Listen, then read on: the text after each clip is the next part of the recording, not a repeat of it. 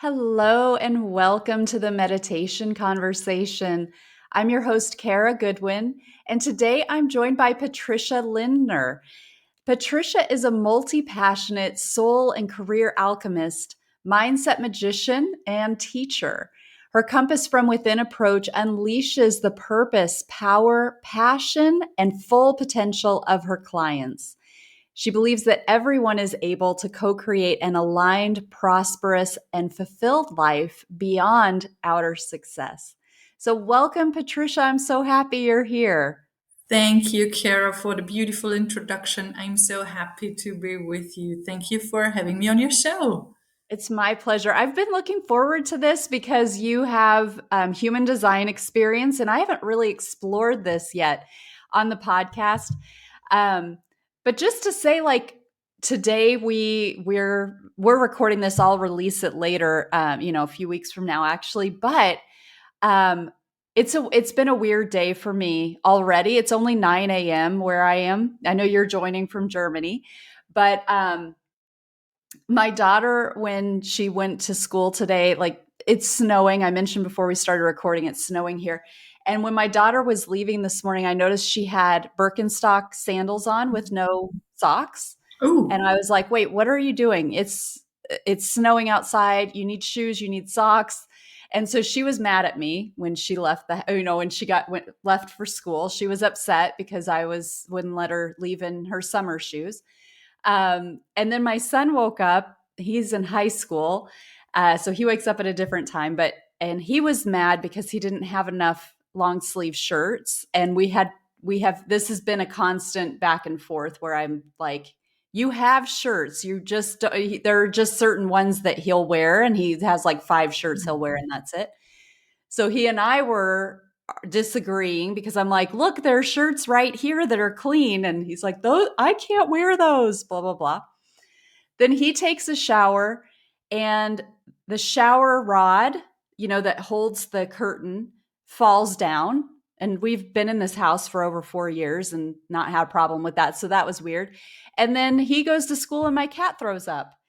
And so I'm like, it's not even 9 yet, and it's just been a very eventful day. So I've been all of that to say that I've really been looking forward to our time together and talking about this topic and meeting you, because I'm like, I think I got all the gunk out of the way this morning, and now we can have like a really beautiful discussion and connection. So I'm very excited about yeah. that. I just had a thought or maybe an impulse. And you just could ask the question, how could things become even better? And Oh, not look for the answer. That's what uh-huh. I recently did so many times. And really, things improved in an instant. Just asking, how can it become even better now? I And love that. yeah, and then not looking for an answer with your thinking mind, but just let yourself be so surprised what comes up. I love that. Thank you. It You're welcome. reminds me of something that somebody was saying last week, which was more related to a business sense. And I know that you do work with people in their private life and their Yeah. careers.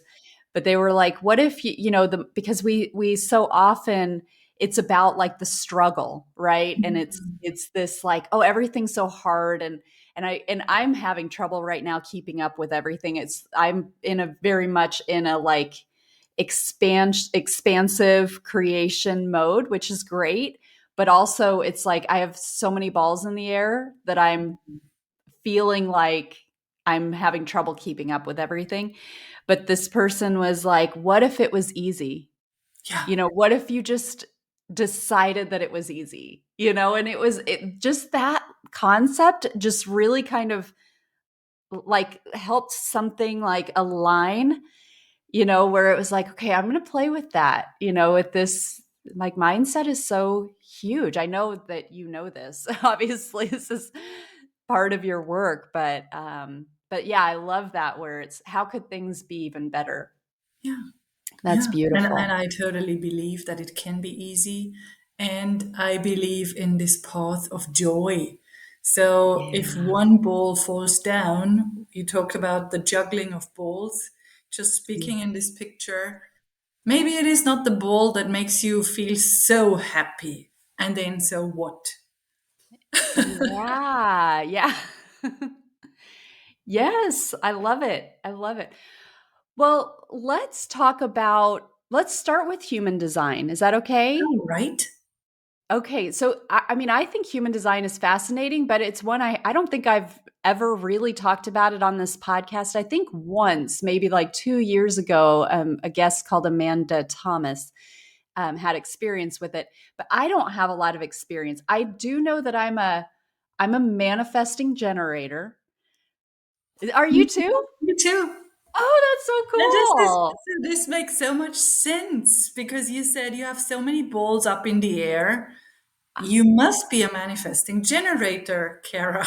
Oh, how interesting. So you already thought that before I said But I didn't dare just label say it. this, but Yeah. you must be a Oh, manifesting generator. that's so cool.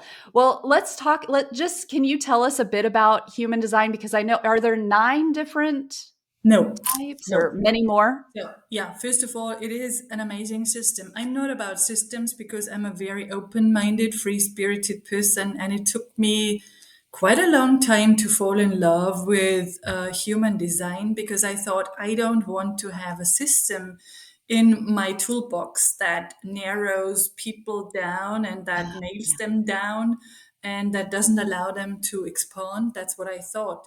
So I always just uh, didn't look at human design, but a couple of years ago, I really dove into this system, which is a combination of astrology, of the I Ching, the Kabbalah, the chakra system, and quantum physics.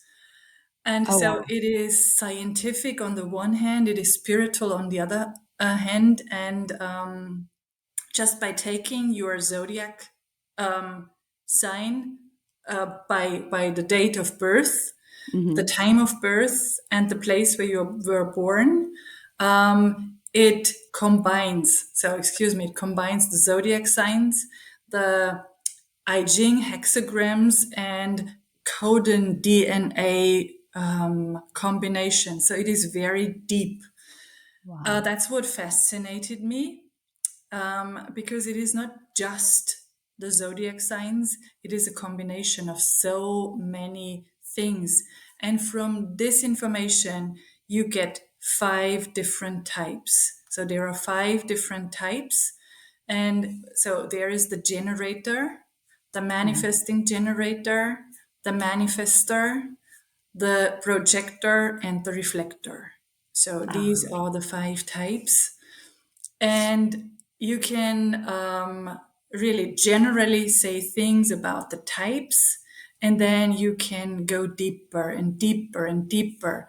And I really started loving it the minute I made it to something that is my tool because I love being very intuitive. And I don't want to offer anything that is like a one size fits all service.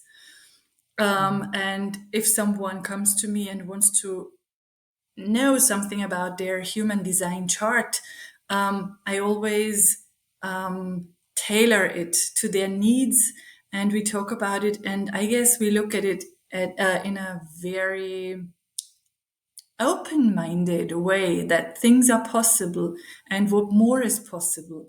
And there's nothing that defines you per se, but there is something that is maybe challenging, there's something that is maybe your superpower, but you can develop, you can let go of aspects, you can pay attention, and you can get so much validation out of it. And so I hope this was a description in a nutshell. I love that. Something surprised me. You mentioned that it takes into account something about DNA. What were you Yes. saying? Yes. So this was the codon rings in the DNA, the human DNA, and this is the deepest part. And so I just know I don't have it near me. This is the deepest part of the human design, which is called incarnation cross in the human design language. if you go into that, and that opened up my mind to this much deeper universe of reading people and their charts. This is the gene keys. And this is literally taken from the genetics of a person on an energetic level.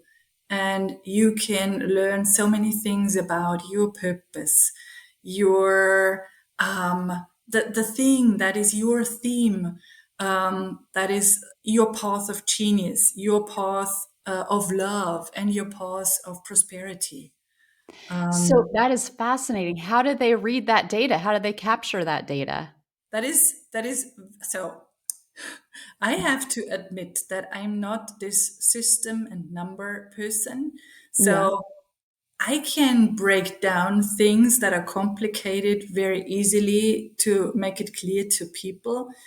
But how did they get those genetic codes out of the human DNA and transferred them into the energetics?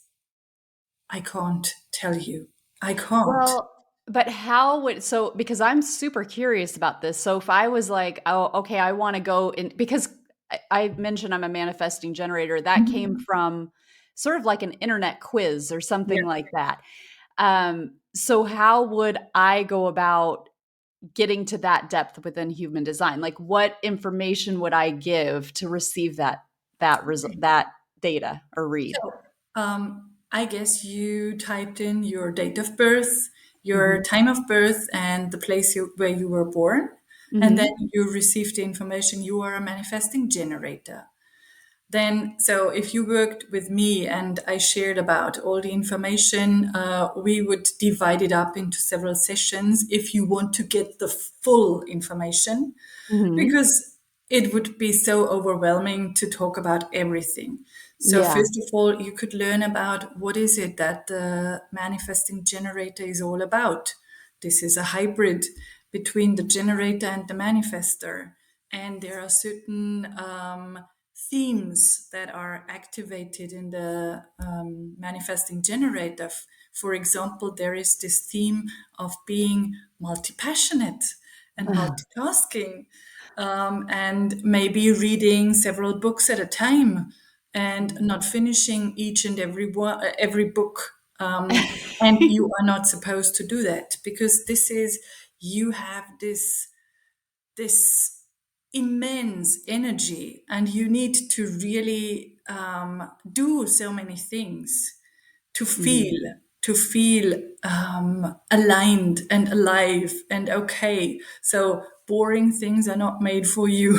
So you have such a lot of power as the manifesting generator. So you'd get a lot of general information. You'd learn about what your driver is, your motor, your inner authority that helps you decide on things. That could be the sacral, so using your gut instincts to make a decision. That could be the emotions, just really paying attention to feeling a certain emotion and being clear on the emotion.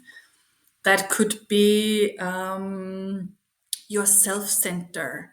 That means really being aware of who you are and getting this teeny tiny little like nudge on what to decide. So there are many different motors in the chart. Then another thing, you'd learn about your profile. So there are those numbers, the 1, 3, or the 2, 4, Oh, right. that Yes. gives you even more detailed information about who you are, what your challenges are, and always speaking energetically, of course. Yeah. And always keeping in mind that nothing is fixed, but this is just active in your chart. And then we would dive into this chakra person, chakra body that you see on those charts.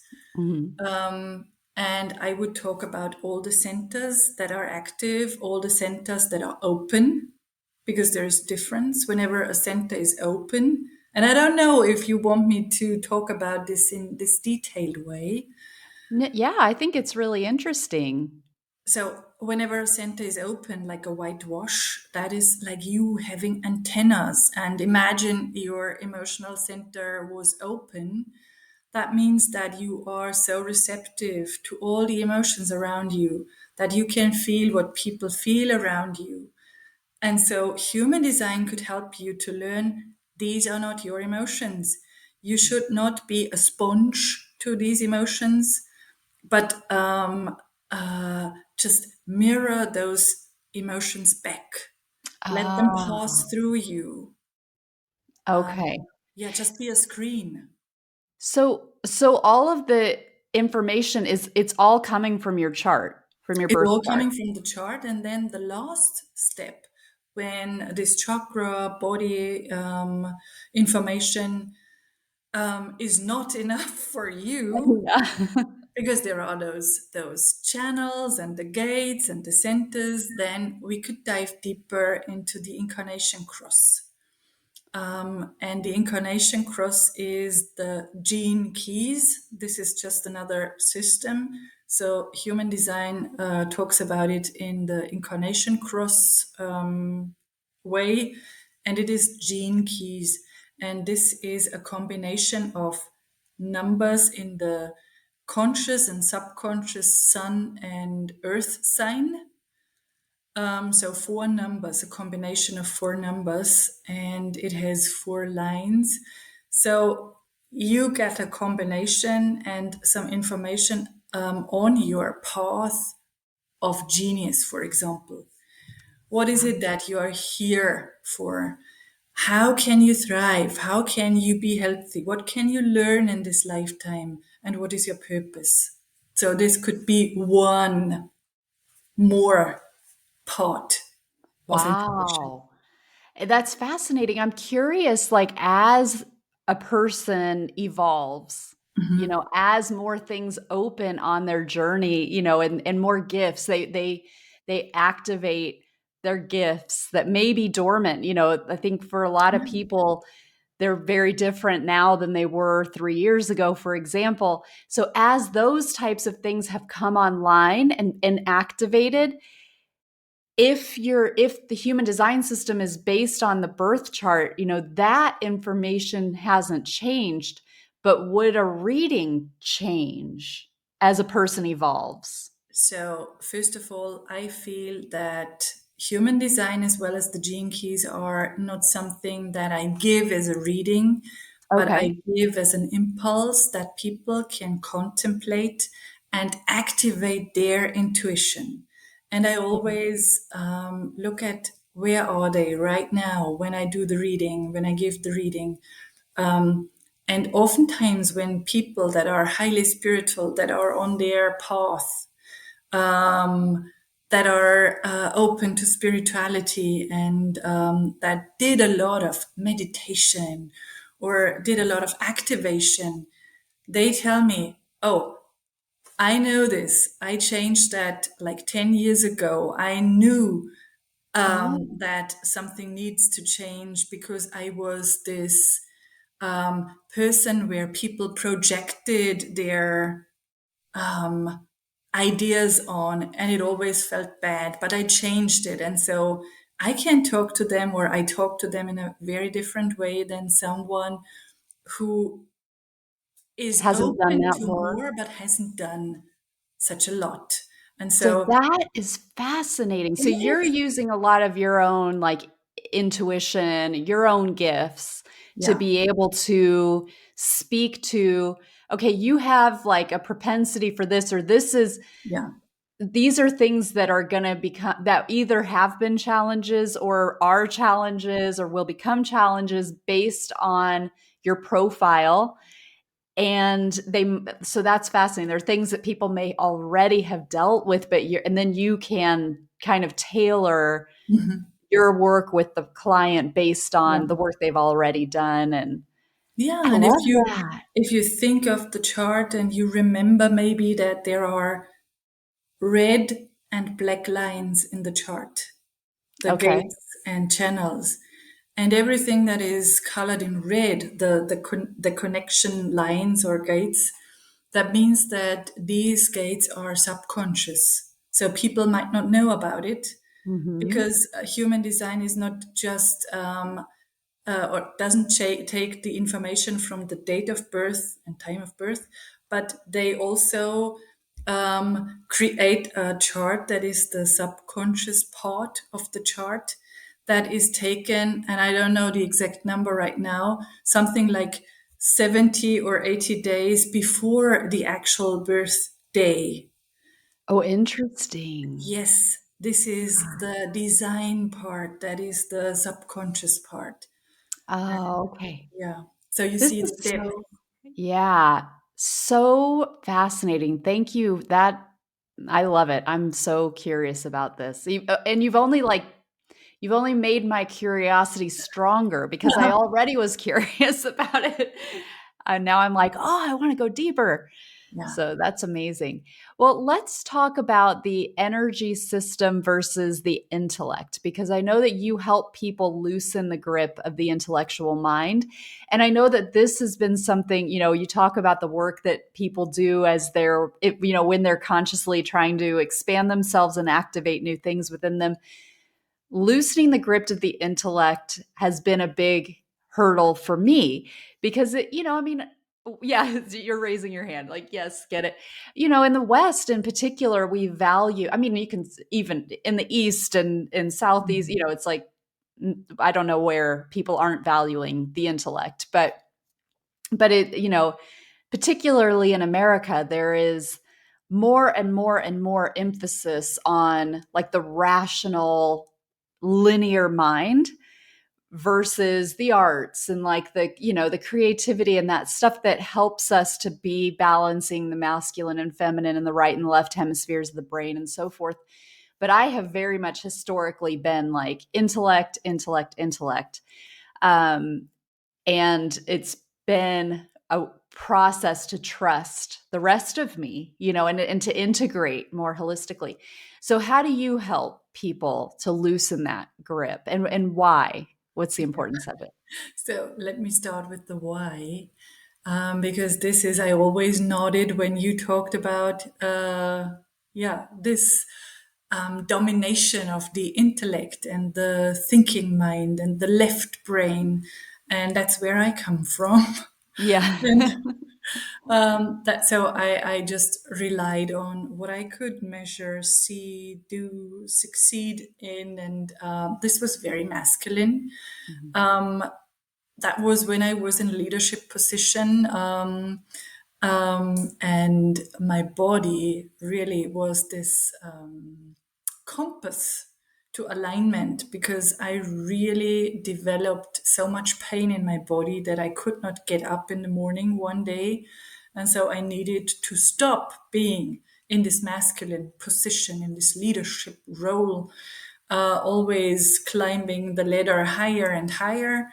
And so I guess my body was the thing, the instrument that showed me that something is out of whack.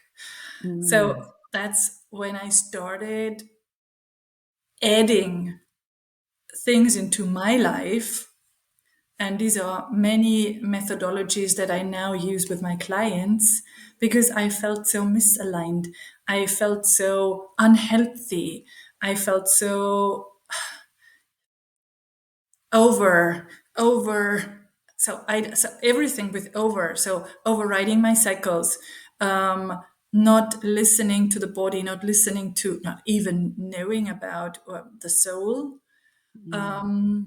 not trusting myself. And so this is, I want to really help people shorten this path so that they don't have to go this long and winding road of so much pain. So that's the why I want to help people get out of their heads and into their hearts, or at least combine the two of them. That doesn't mean that we don't need the intellect. We need the intellect, of course, but integrating the feminine side, the creative side, the playful side. And I think the stronger this masculine part is, that can hold the feminine, the Mm. stronger this creative and playful part can be once you allow it. And so, ways I activate this with my clients, this is one thing is a creative way doing soul art. Soul art? Yes. Oh, tell me about that.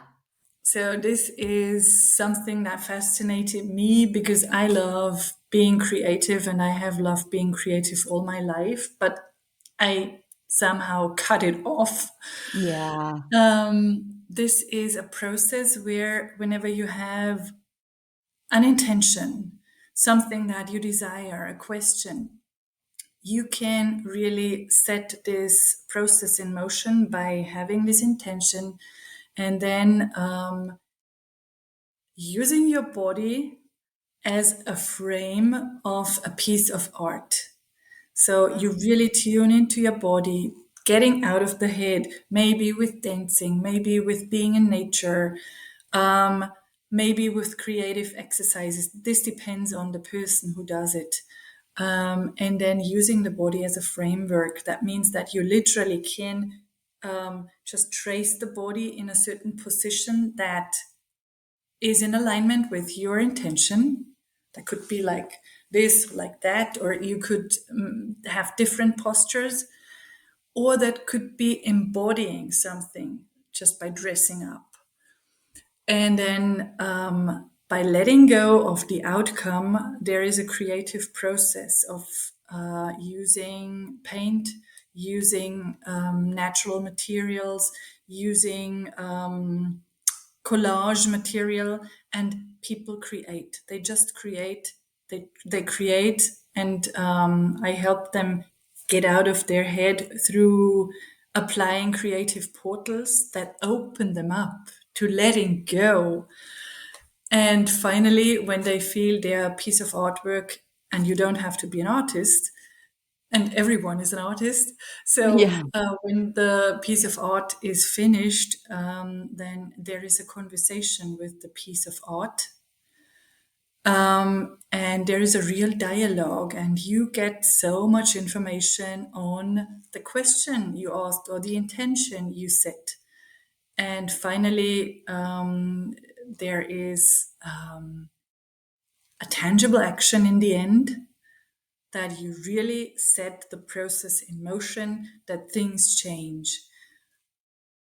The cool thing is that I don't tell my clients anything about this process. It all comes from within. And I think it always has to come from within. So this is one idea on how to get out of the head. I love that. Thank you for sharing that. It makes me think of, again, I shared when we were starting just about all the balls being in the air. Mhm. And I have noticed because I have a dog and two cats, and I try to make a point every day to take my dog for a walk. And sometimes it's like I have to really pull myself away from the things that I'm doing to be like, okay, I'm okay, I'm taking a break, I'm going for a walk. And the first like 3 minutes of that walk, it's like I can feel things falling out of my energy field, because I'm allowing a shift of focus. So because just the purpose of taking my dog, which is part of nature, walking outside, which is a more natural environment, taking in the fresh air, focusing on the sky, focusing on the environment around me, I can it almost is tangible of just things falling away from my energy field in the best way. I mean, I can pick things back up when I go back in, but it feels very important, to have. And so, of course, we have that energetic shift, which is also an energetic, intellectual, everything, our focus shifts and it helps things to shake out. And a similar thing this weekend, um, I spent a lot of time on different initiatives. My family was like, my kids were busy with other things. So I was like, well, I'm just going to blast through some of this stuff that's been on my to-do list for a while. And suddenly, like late Sunday afternoon, my daughter wanted to make cookies. And she's been asking for a little while, but I didn't even know if we had the ingredients. So she's like, well, let's see if we have the ingredients for cookies. So I kind of stopped what I was doing and started making cookies with my daughter. And I felt the same thing. I felt like this shift happen into just a different facet of my life, a different version of me kind of came into focus.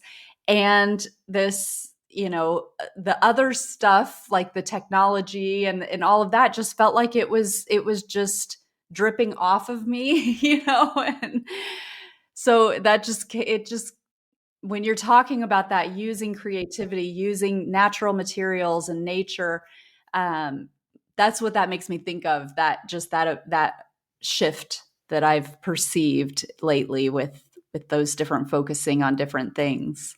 And that is so beautiful that you feel this shift and that you are so aware. When you think about so many people that just go on and that are driven by what they are doing. So there is no playfulness, there is no joy, and they think they need to go on because they are defined by their past. And Yeah. I think it is so important to let go of the past and declutter this this dusty attic of old Yeah. stories so that we can really open up to so much more. I love that. And when you were talking about how the tools that you help your clients with, it also brought to mind, you were talking about you're allowing, it's without purpose, it's without an agenda. And then it's like by just making that space, there's an allowing that comes in. And like 2 decades ago, more than 2 decades ago, I was a coder. I was like a computer programmer for a pharmaceutical company. And I distinctly remember this day. Like I was not, I've always been like curious about spirituality, but it was like very far in the background of, I wasn't studying anything, and I hadn't like had an awakening or anything. But I had this problem with the code, and I was working on it, working on it, working on it. And I had to go to the bathroom and I needed a break, but I was like, okay, I just figure out this last problem, and then my reward will be that I'll go take my break.